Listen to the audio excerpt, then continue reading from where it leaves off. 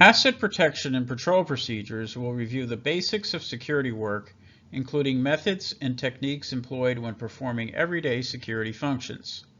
This section will concentrate on security professionals understanding situational awareness, which is fundamental to ensuring personal safety for you and the persons and properties you are charged with protecting. Property locations where you are assigned to work as a security guard should have a well-developed security plan. This is primarily a management function in terms of development. Regardless, it should be part of the on-the-job training introduction for you at any particular property. A basic security plan would include the following: access control, intrusion detection measures, and property protection systems. Specifically, this may break down to the use of motion sensor devices, weapon detection systems, intruder alert notification systems, environmental surveillance alarms like a fire alarm, carbon monoxide detectors, and also fire suppression systems. Also included would be a surveillance system. This primarily involves the installation of a closed-circuit television or CCTV system to monitor and record the occupants, visitors, and other activity on the property, primarily captured 24 hours, 7 days a week. And lastly would be security personnel. And this would include a security director or some type of a security manager, and the security officers and guards that are on duty.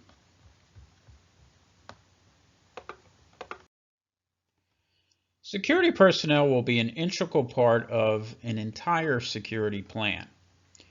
Most line officer security guard duties will encompass patrol, which is an effort to keep watch over an area, utilizing one of several methods conducted at regular or varying intervals. This might include making rounds within a building or even the exterior portions of the building and the parking lots, moving from one fixed location to another with frequency. It may involve walking, driving a vehicle, riding a bike, or a combination thereof. Patrol can also be conducted using technology such as CCTV, known as surveillance patrol. Patrol can be conducted in a fixed location where guards are assigned to one specific area, or a roving patrol where there is movement from one area to another. Patrol may be conducted as a combination of both fixed and roving assignments as well. A fixed location would be working in a signpost at a location designed to observe ingress, egress, or other activities. This might be conducted, for example, at a front desk, a guard shack, maybe some type of a stationary post, maybe perhaps you're standing at one particular area.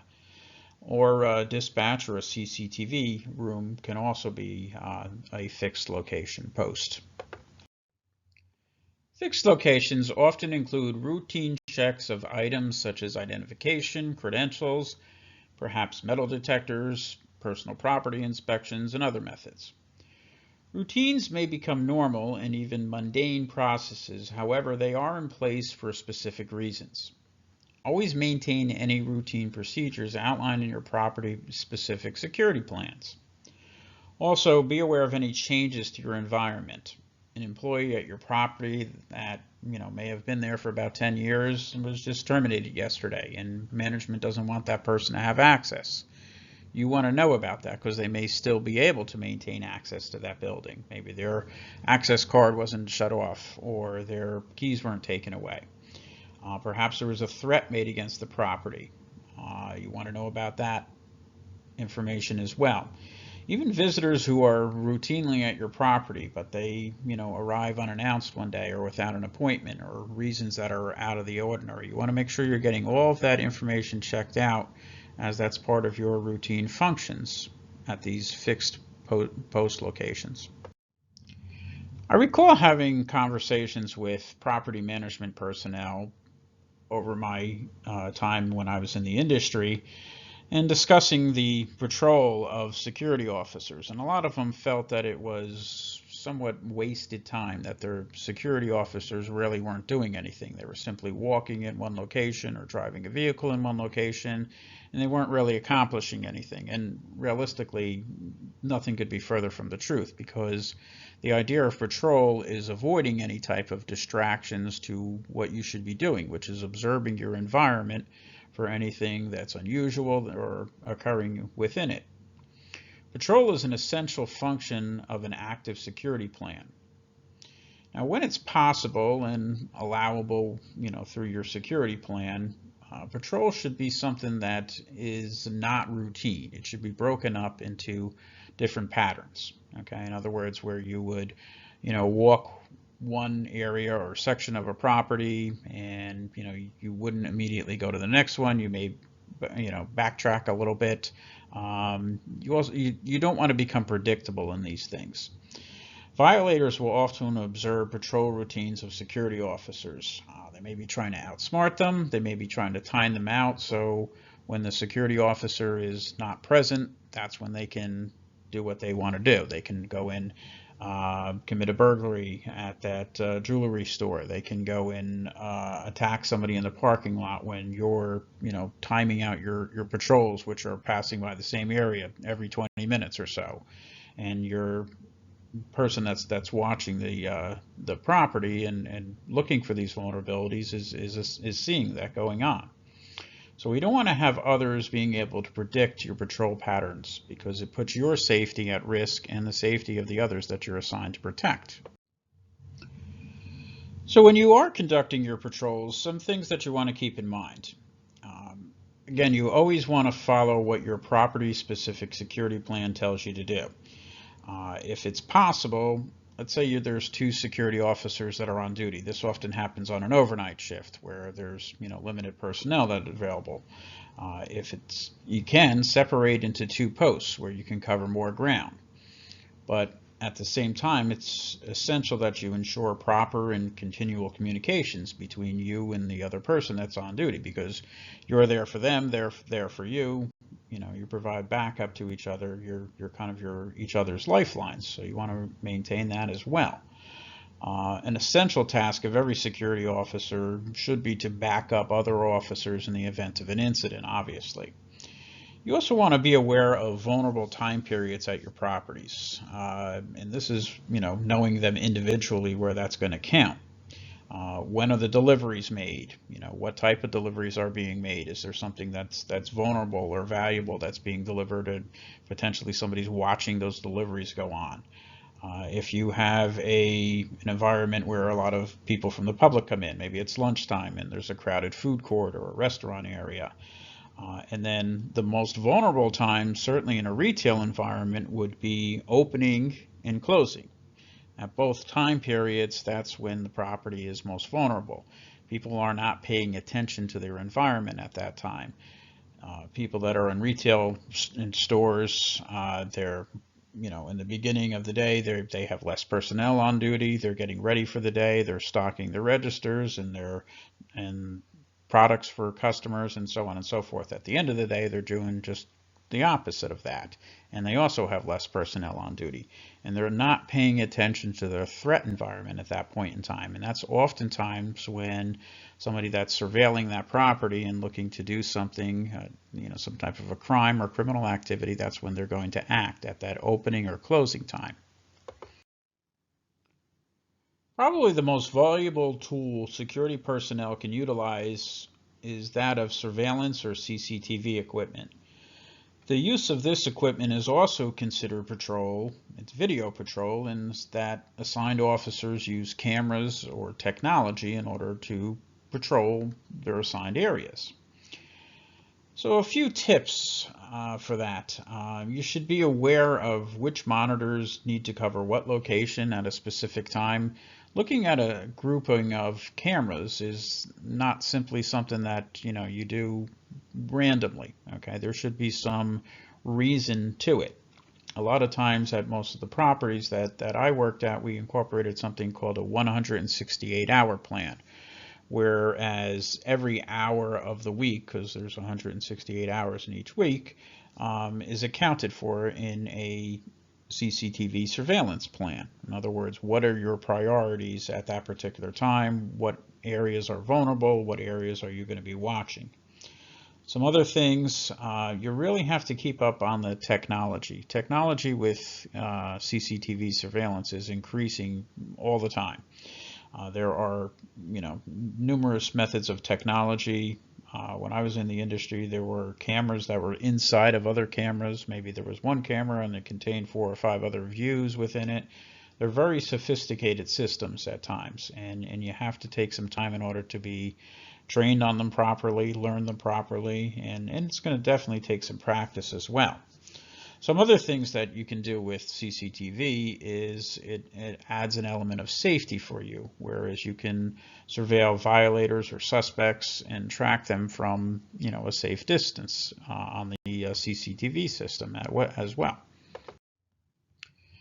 So vehicle or bike patrol or any type of exterior patrol, that also could include golf carts, segways, and some of those things can even be utilized inside.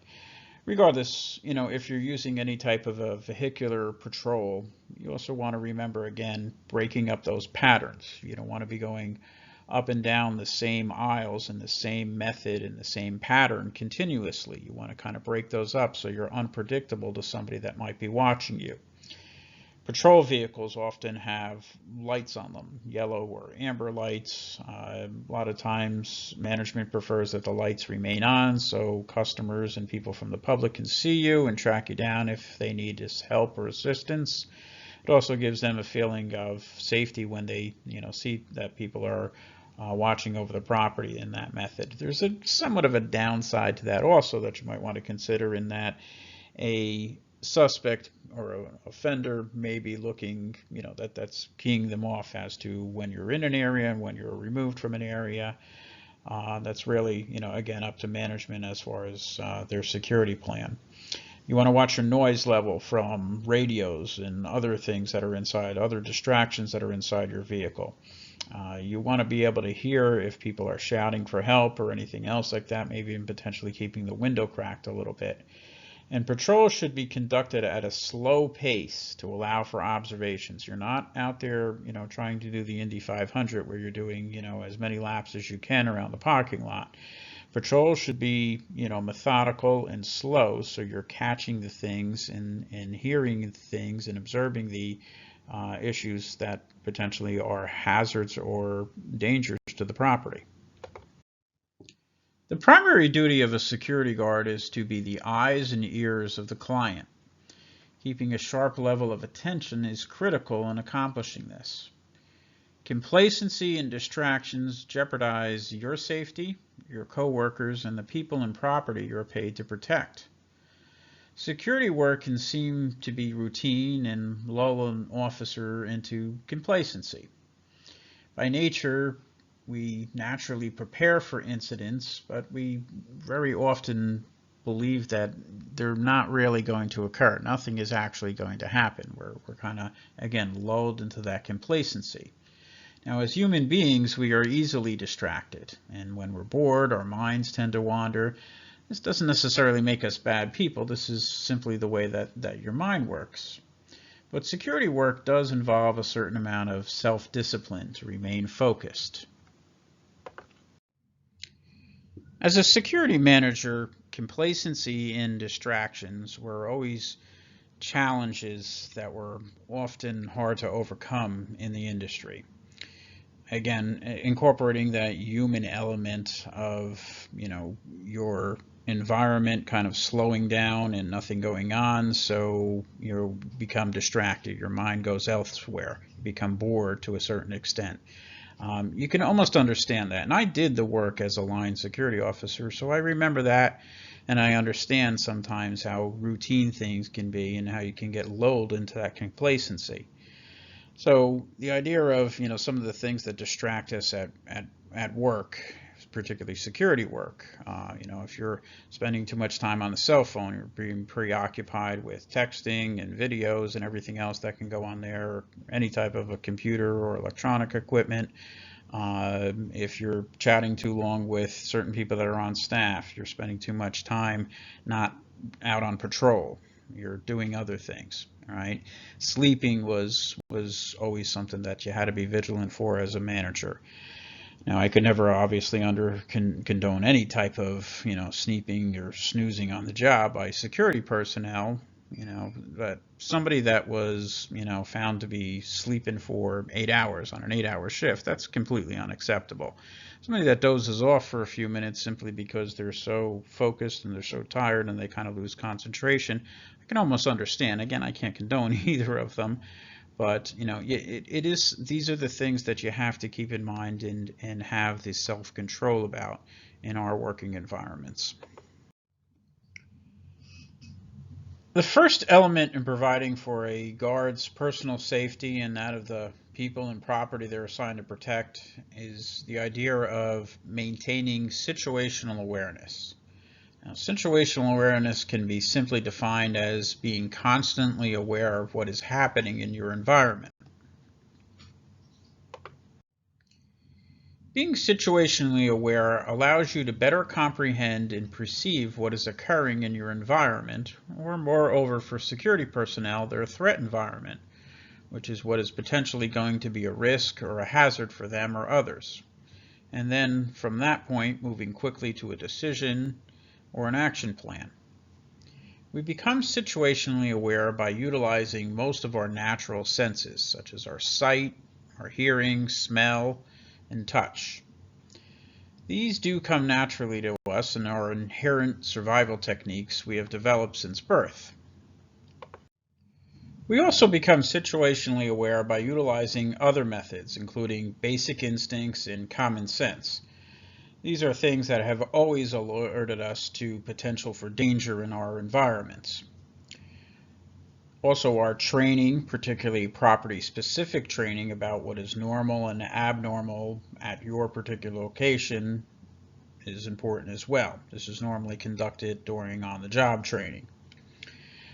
What will happen, hopefully, will be you developing a sense of normality based on your experience. And as your experience time at the property begins to increase, your ability to be able to gauge what's normal and abnormal will increase as well. Being situationally aware in the security industry realistically is not optional. Failure to be situationally aware places your safety and those that you are paid to protect in jeopardy, as we've mentioned. Guards who are not situationally aware will fail to observe important precursors to criminal activity. Presence or simply being at your assigned location is only part of your job, and it's not sufficient to provide proper and full protection. Okay, we're going to break down our understanding of situational awareness into 3 different zones. We're going to talk about the white zone, the yellow zone, and the red zone. And some of you probably are already seeing where we're going to be going with this. We'll start with the white zone. And unfortunately, that's the zone most people operate in normally. This is the person that's walking in the parking lot or down the street and they have their head buried in their cell phone and they're not really paying attention to what's going on around them, what potentially can invade their threat environment. Can somebody come and potentially attack them without them realizing it or being aware of it? Is there an obstacle in their way that they're going to trip over accidentally? They are generally minimally aware of their surroundings or potential threats which exist within them. In turn, they generally are unprepared to react. Moving next to the yellow zone, that's where you remain relaxed but alert about your surroundings. People in this zone tend to pay attention to what is normal while considering what potentially could be abnormal. They're relatively unsurprised by unusual events. This is where we want to be as security professionals in our working environments. And then lastly, that dreaded red zone, which would be our fight or flight zone. Events or abnormal circumstances in this zone tend to develop rapidly, normally without any warning. They may require you to physically respond. A person's natural defenses will clearly be evident. This is also a zone that you can't really exist in terribly long, okay? Unless you're specifically trained, you have some military training or some other type of training in order to sustain in this type of environment, because it's very high stress. Although there are potential environments in our security field and even other environments that could exist, such as an active shooter incident where we would immediately all be in this type of a red zone. So they can occur. The thing that you want to remember is try to avoid going from that white zone where you're completely not paying attention to absolutely having to go right into this red zone, which can be quite a shock to your system, is something obviously you would want to try to avoid. So again, complacency and distractions, they're what is going to cause us to remain in that white zone.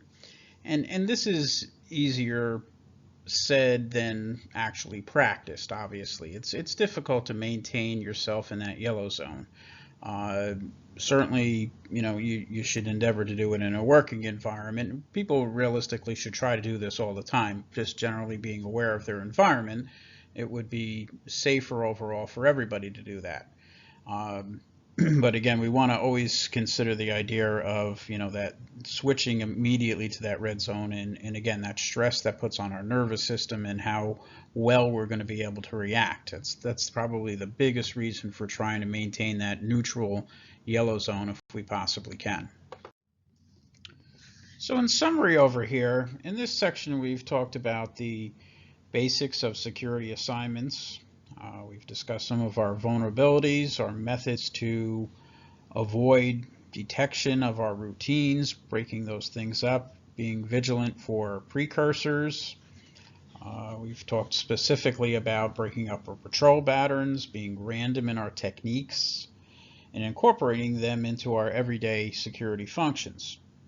We've also touched on distractions and complacencies which affect us in the security industry, and specifically discussed situational awareness, and lastly incorporating this last exercise of the 3 zones of situational awareness into our security practices.